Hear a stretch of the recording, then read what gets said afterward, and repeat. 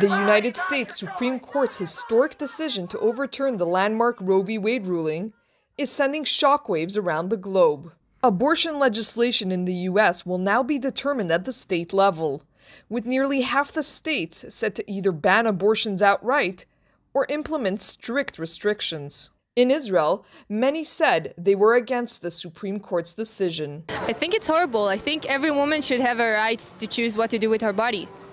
And it's a basic choice. Women who get raped need to keep their child as if they chose to have it in the first place. It's horrible. I'm in shock, and it's very scary. I'm scared for all women in the United States. I personally am lucky that I live in Connecticut, and I also live close to New York, and I have an address there, and I feel safe there that I would be able to have an abortion if I needed to, but it's terrifying. Abortion in Israel is legal and much less controversial than in the US. This is partly due to the Jewish belief that personhood begins at birth and not at conception. Still, the issue is far from black and white. In the Jewish outlook, this question of abortion is actually very nuanced. And there's a wide range of opinions, but fetal life has at least significance. Even if we don't agree that life starts at conception, in Judaism we at least give significance to fetal life, and therefore it cannot be stopped for just any reason whatsoever. There have to be certain limits to it. The Media Line spoke to representatives of the Republican and Democratic parties in Israel to ask them how they think the verdict will affect voting patterns for American expats. I don't think that it's going to make a whole lot of difference.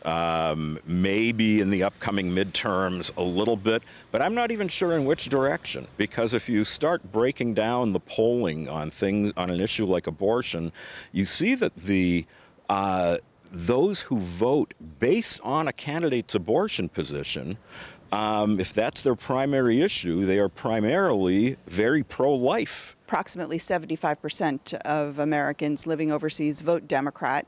Perhaps in Israel it's more 50-50 than in other countries.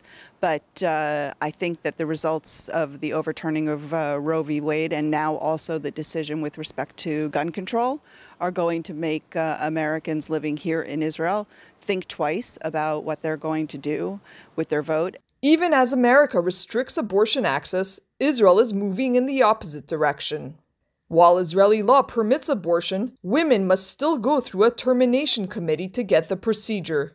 But this week, the Israeli government approved new rules that will make early-term abortions available at local health clinics. And women will no longer have to physically appear before an approval committee, making it easier than ever for women to end pregnancies.